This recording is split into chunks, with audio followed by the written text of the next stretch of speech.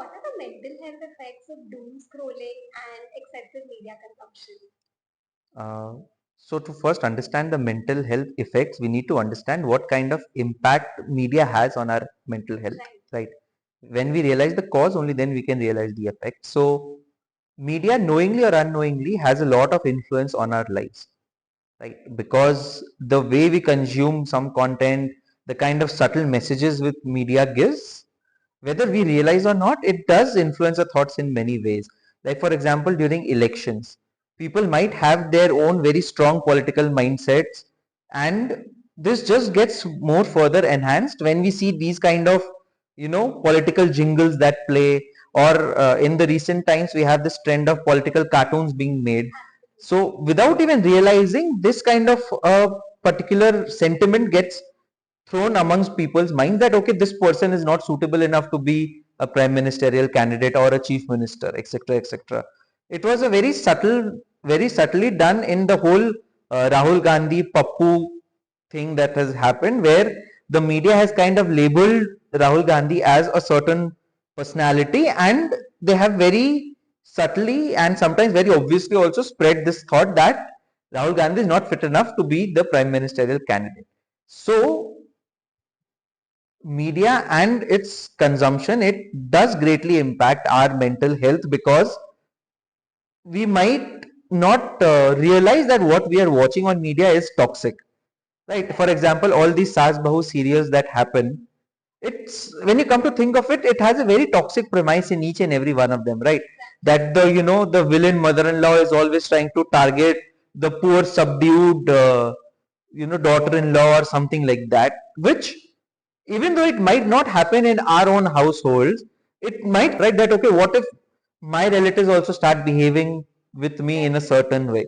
So this is what media does. If not consumed properly, it does have a lot of, what to say, ill effects on our mental health. Right. So, are there any tips that you would like to share with Gen Z and Alpha Gen to prevent doom scrolling? What I would say is, whatever you consume on social media, take it with a pinch of salt, right? Because we should be media literate enough to understand that okay, what is being shown as reality, and what actual reality is, right? Because social media has this very menacing habit of giving us a half truth. True, true, absolutely. 80% of the reels or the videos that I see on Instagram or X for that matter are clips that have been taken out of context, in which the person who is posting the clip, they want to say something very biased. So we, as responsible media literate media consumers, at least I hope that whoever is watching is media literate enough. If they are able to use YouTube, they should be media literate. So they should do a basic background check if they come across anything on social media. You scroll as much as you want, nobody is stopping you, but it's up to you on how you take the information, right?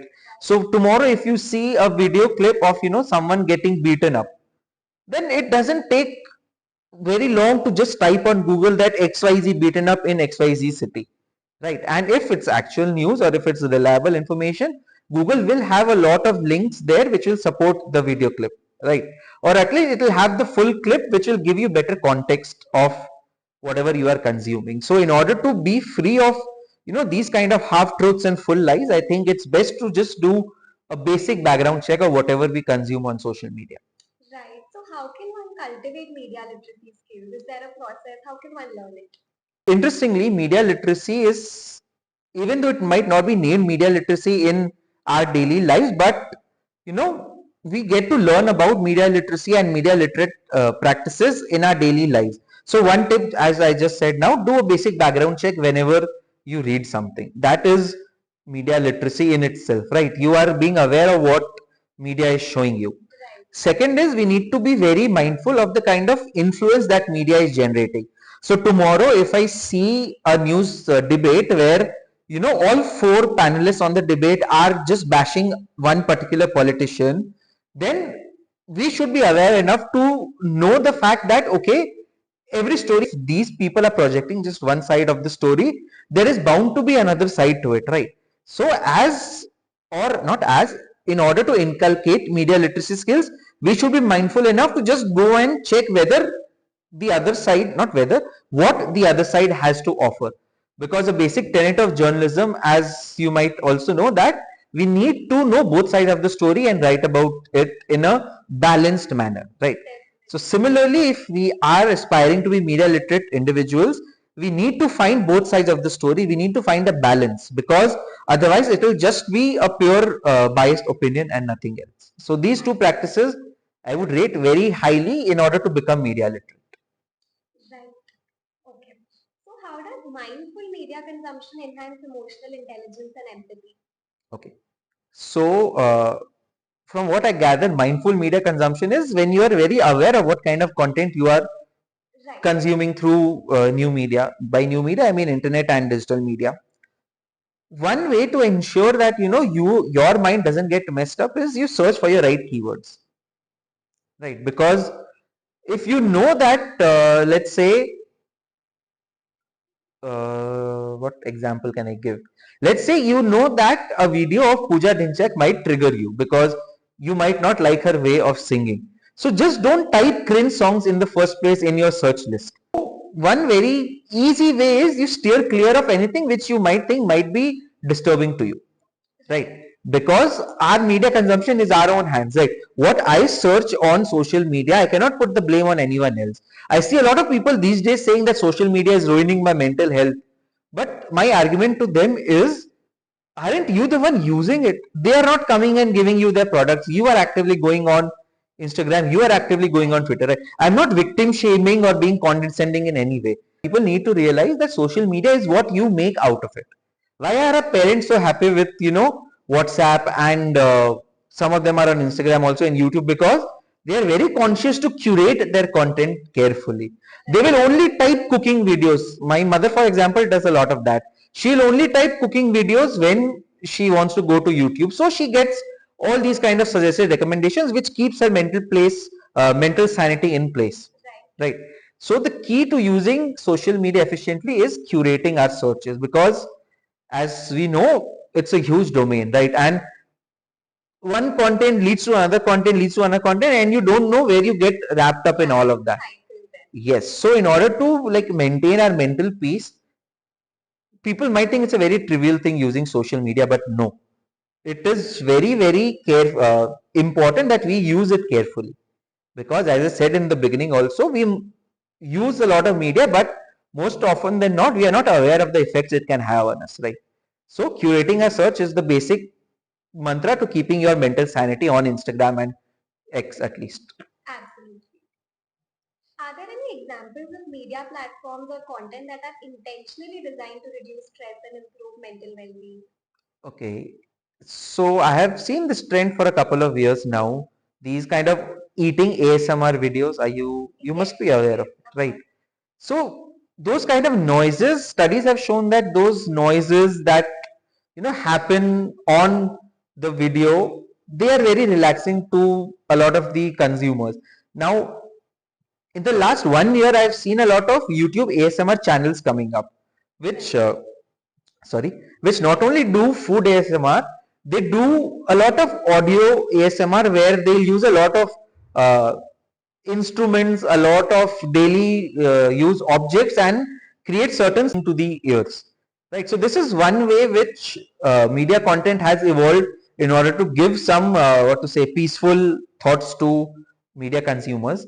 Another kind of content that I've seen is that they'll have a lot of these 1 hour, 2 hour, 3 hour long videos where they'll be just playing soothing music. They'll be just playing jungle noises, rain noises, etc., etc., just to give that little peace of mind to consumers. And I've seen it being effective because some of my students, what they do is that they've actually come up and talked about this with me personally and a lot of other teachers also, that they consume these kind of videos and that reduces their stress levels, reduces their anxiety levels.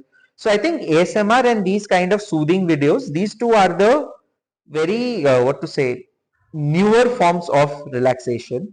Now another very upcoming thing that is happening these days is how we are using AI to communicate. Right. So you will see a lot of AI services, that offer that, get your own AI friend. get your own AI partner, etc., etc. And a lot of people, I mean, it's very surprising that a lot of people are using these kind of products, and when they ask, I mean, when they are asked, they say that we don't have people to talk to in our lives. That is why we are turning to AI to, just sort of vent out to the bot or, rant about things in life. So basically, to put it in a layman's term, what we did as kids in terms of journaling and writing diaries is what AI has become in a way for a lot of people today. So that is another way to, ensure someone's mental well-being, because if you don't have someone to talk to, you can always use AI to kind of help you release your frustration or talk about, heartfelt stuff. And a lot of times I've seen that these AI bots, they also give very genuine kind of responses. I know that it's coming from an electronic piece of equipment an or a software, but it gives very realistic replies. So these things, I think, is the way forward in terms of media and mental well-being. Right, like a lot of people from my generation also refer to AI when they need solutions or when they just want someone to talk to. And surprisingly, AI is giving responses which are very well, induced with emotional quotient in it. And they say that sometimes even humans don't have the EQ element that AI is providing that these days. So that's one thing.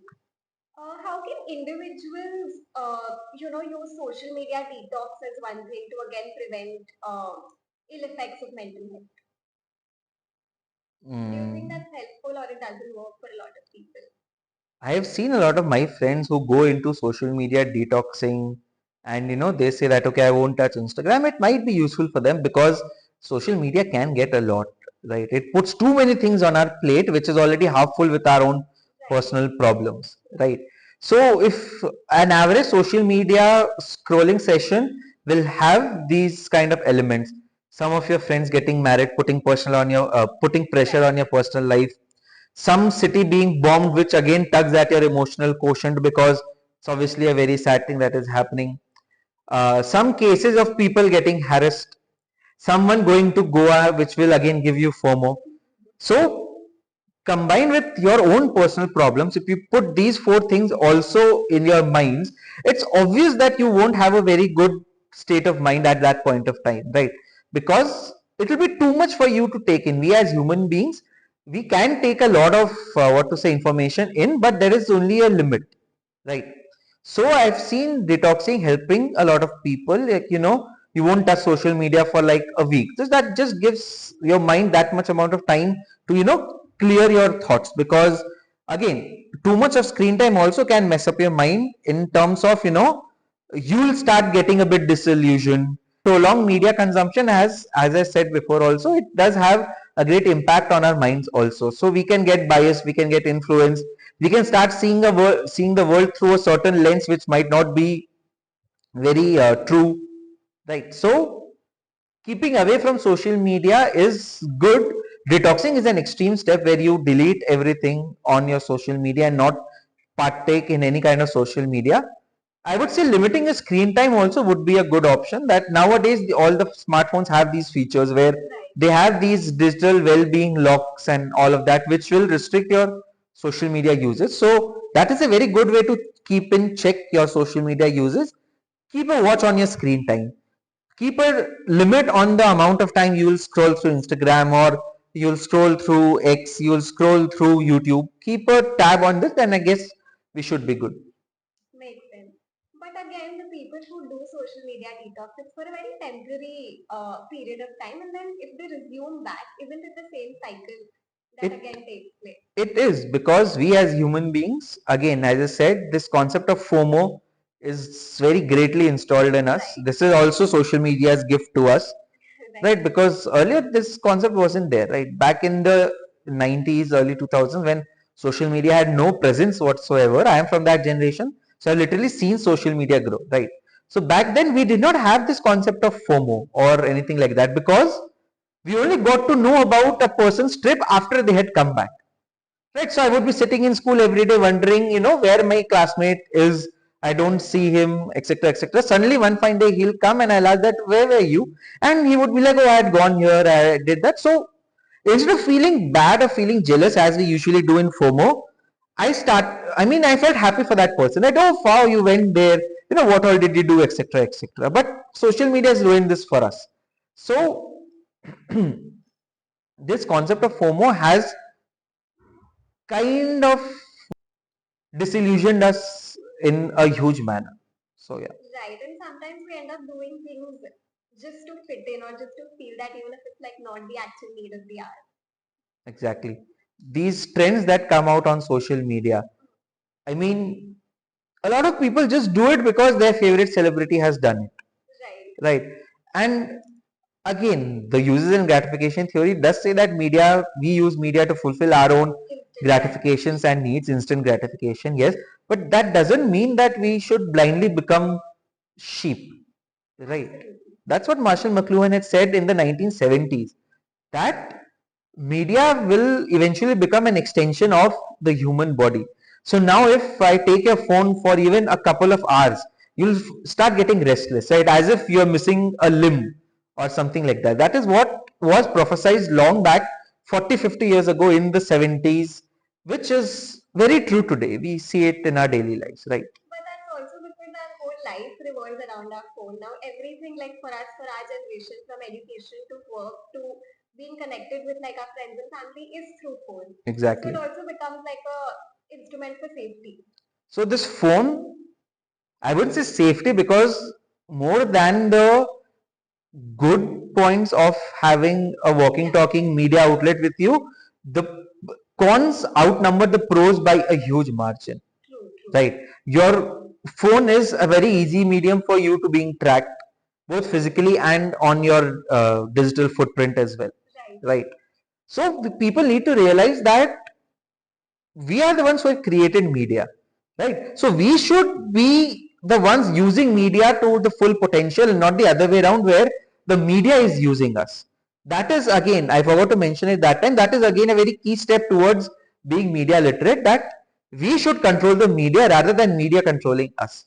Now it's very easy for us to sit in this environment and talk about it. Right. So where media personalities, news media, they need to step up and take charge of things, right? Because we know that media does form a very important part of a society, right?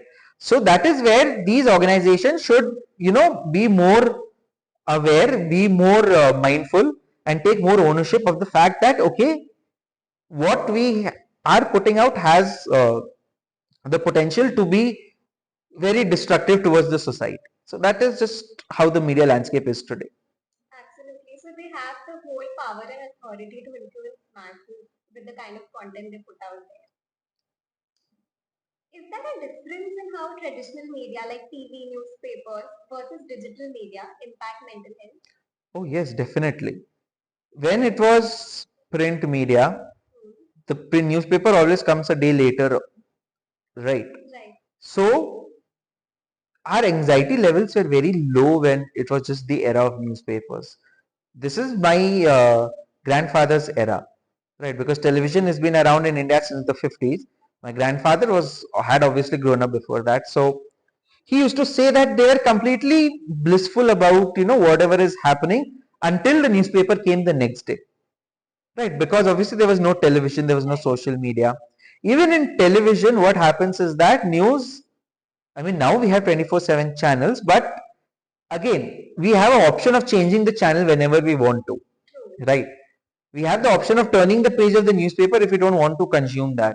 But in today's time of trending news, if you scroll through your social media, you will 80% of the feed will be related to that particular trending issue that is happening. I'm sure everyone must agree, right? If by mistake also you watch a particular kind of content on, say, Instagram, day by day you'll see that kind of content increasing on your timeline, on your social media, right? So it does take a lot of toll on our mental. My One of my friends was just discussing with me yesterday that how by mistake he'd watched a video of a person getting beaten up in a riot. Now at least 3 to 4 reels every day he gets that kind of reels, and obviously he doesn't want to watch that kind of content, right? But he says that I can't, even if I like try to do this not interested thing, still it doesn't, the algorithm doesn't let go.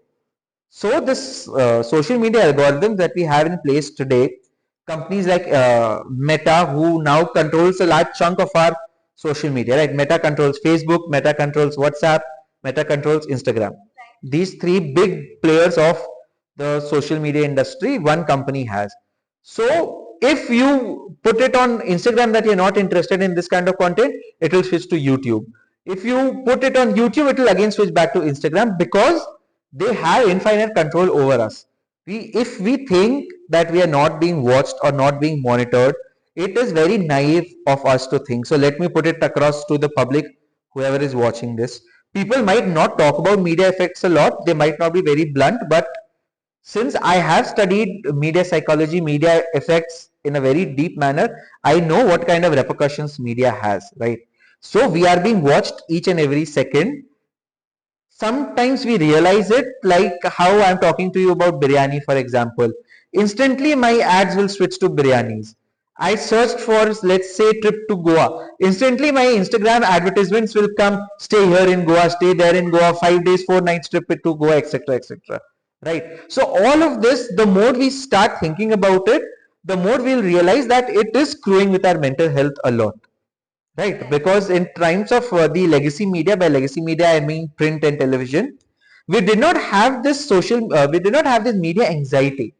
Right. But now we have this anxiety, right? That okay, how many people have liked my picture? Right. How many comments have I got? What kind of comments am I getting? Etc. etc. Right? That So validation has become very crucial, yeah. era, definitely. But all of this kept one side. Do you think there are some positive effects as well, which improve the mental health of people when it comes to social media and media consumption? Yes, there is a couple of positive things. Now, I'm very critical of social media, so Right. but acknowledgement needs to be given when it's due, right? So, in terms of coming together as a community, social media has helped a lot, right? Right from the times of Arab Spring to the hashtag Me Too movement to the hashtag Black Lives Matter movement, social media has played a very huge role in solidifying the entire, what to say, aggrieved community, right? So imagine the courage that the first hashtag Me Too victim would have needed to come out and put her grievances on social media, right? Because we know we stay in a very male dominated society where the troubles of women are taken very trivially, right? Again, I'm very blunt in these things, so I'm sorry if this triggers people, but it is what it is in our society, right?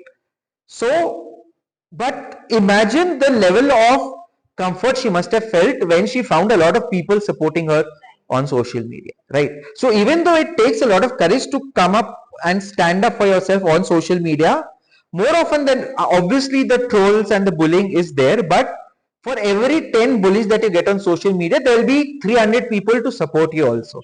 That is, I think, the best, what to say, benefit that social media has given us, that it has given us a sense of an imagined community. Now obviously we might not be physically connected to one another, right? But the moment coming on our post, people are sharing it, people are positively commenting on it, people are making it viral by reacting to it, etc, etc, it does give us a feeling of comfort. So that is, I think, the best takeaway which I can see from social media. It gives us a sense of belonging. It gives us an identity, it gives us a voice. Makes sense. How does the comparison culture and cancel culture play out in terms of mental health today?